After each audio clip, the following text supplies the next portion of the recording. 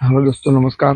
आज હું તમને એક આદર્શ પશુપાલક જે એચએફ ગાયનું ગૌશાળા છે તો તેની મુલાકાતના થોડા અંશો તમને બતાવું છું કે તમે જોઈ શકો છો કે જે એમનું પોતાનું ફાર્મ છે આજે 10 વર્ષથી છે તો તેમાં એમના અનુભવો વિશે તમે થોડું વાત કરીએ।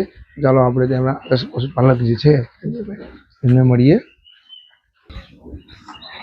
તો મિત્રો તમને જે સંજયભાઈ છે આપણા એચએફ ગાયનું એમનું પોતાનું ફાર્મ છે તો તેના વિશે તમને હું થોડું સંજયભાઈ છે તેમની મુલાકાત કરાવું। તો ચલો સંજયભાઈને મળીએ। નમસ્કાર મિત્રો, તો આજે હું તમને એક સફળ પશુપાલક છે તો તેમની મુલાકાત કરાવું છું। હેલો સંજયભાઈ। હા નમસ્કાર। તમે આ જે ફાર્મની શરૂઆત કેવી રીતે કરી અને કઈ સાલમાં શરૂઆત કરી? મેં આ ફાર્મની શરૂઆત હું 2014માં ઇન્ડસ્ટ્રીયલમાં ઇલેક્ટ્રિશિયન તરીકે વર્ક કરતો હતો। એ ટાઈમે મારા મોટા ભાઈ એક ફાર્મનું મેનેજમેન્ટ કરતા હતા। એમનાથી મને પ્રોત્સાહન મળ્યું। એમણે એવું કીધું કે તમે આ જોબ કરવાનું કરતા તમે જો પશુપાલનનો ધંધો કરશો થોડે થોડે તો તમને આમાં સારું એવું કમાવાનું મળશે। એથી મને એના પરથી મને વિચાર આવ્યો। એટલે 2014માં મેં નાસિકથી 10 એચએફ ગાયો લાવી અને મારું પશુપાલન મેં શરૂઆત કરી હતી। પછી એ 10 પશુનું મેં પશુપાલન કરી અને થોડે પછી મેં એ પશુઓમાંથી જે વાછડીઓ ઉછરી નવી બારથી બીજી ગાયો લાવી એમ કરી થોડે કરીને હાલ મારી જોડે ટોટલ 30 મોટા પશુઓ છે, 15-20 જેવા નાની વાછડીઓ છે। એમાં હાલનું મારું એક દિવસનું દૂધ 300 લીટર પર ડે છે અને એ ગાયોનું જે આખા દિવસનું જે ખાધા ખોરાકી છે અનાજ ખાનદાન લીલું સૂકું એ બધું હું મારા ખેતરમાં લીલું ઘાસચારો કરું છું। સૂકો ઘાસચારો હું પંજાબથી ગંવારું મંગાવું છું। તે પર કિલો એનો ભાવ 10 રૂપિયાની આસપાસ હોય છે અને અમૂલનું દાણ, તુવેરની ચૂની અને મકાઈના ભૈડા જે હું ખાનદાન આપું છું।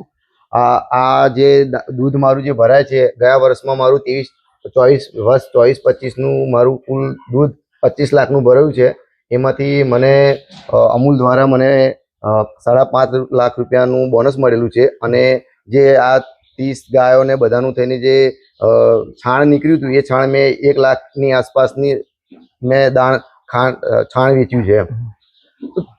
તમે જ્યારે આ શરૂઆત કરી તો એ વખતે તમે કઈ સ્ટ્રગલ પડેલી એ વિશે થોડું જણાવો તમે। જ્યારે મેં આ 10 ગાયોથી શરૂઆત કરી ત્યારે તો પહેલું આ જે ગાયો મેં લાવ્યો હતો એ ગાયો હું નાસિકથી લાવ્યો હતો। એટલે નાસિકનો જે ખોરાક હતો અને આપણા ગુજરાતનો જે ખોરાક હતો એ થોડો બદલાવાના કારણે ડિફરન્સ થવાના કારણે થોડું ગાયો ખોરાક ઓછી લેતી હતી।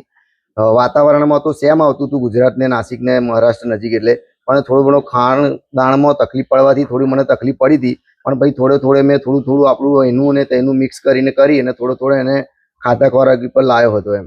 તો આ બધા કહે છે કે એચએફ ગાય પંજાબથી લાવી તો સારી પડે, તો દર્શકોને જણાવો કે પંજાબથી લાવી સારી પડે કે મહારાષ્ટ્રમાંથી જે નાસિકથી તમે લાવો છો તો વાતાવરણ અને દૂધમાં સારામાં સારી ગાય કઈ રીતે પડી શકે? આમાં કેવું છે કે પંજાબ એ દૂધ માટે અને ગાયના ઉછેર માટે પ્રખ્યાત રાજ્ય છે અને ત્યાં આગળ સારી ઓલાદની એચએફ બ્રીડિંગથી સારી ઓલાદની વાછડીઓ તૈયાર કરે છે। હવે આપણે પંજાબથી જે ગાયો લાવીએ છીએ તેને શરૂઆતમાં અહીંયા આગળ આવે એટલે ઉનાળાના સમયમાં થોડું ટેમ્પરેચર વધવાના કારણે થોડું એમના તકલીફ પડે છે અહીંના વાતાવરણને તેના વાતાવરણમાં ચેન્જિંગ આવવાથી। પણ એના માટે અમે પણ થોડા ઘણા પ્રયત્નો કર્યા છે કે આપણે ફોગર છે, પંખા છે, ખુલ્લું વાતાવરણ, વેન્ટિલેશનવાળું તબેલો આ બધું કરવાથી એ પ્રોબ્લેમનું સોલ્વ થાય છે। પણ આપણને સારી એવી ઓલાદની ગાયોને લીધે દૂધના પ્રોડક્શનમાં સારો એવો ફાયદો થાય છે। એટલે આમ તો મારા અનુભવ પ્રમાણે મને પંજાબની એચએફ ગાયો વધારે અનુકૂળ આવી છે। તો તમે જે વાછડી ઉછેર કરો છો તો વાછડી અંદાજે કેટલા સમય પછી તમારે ત્યાં એ તૈયાર થાય છે અને ફર્સ્ટ લેક્ટેશનમાં એક એવરેજ પર ડે કેટલું દૂધ આપે છે? મારે ત્યાં એ સારી એવી ઓલાદની જે ગાયો છે એની વાછડીઓ હું સેક્સ સિમેન્સથી મુકાવું છું।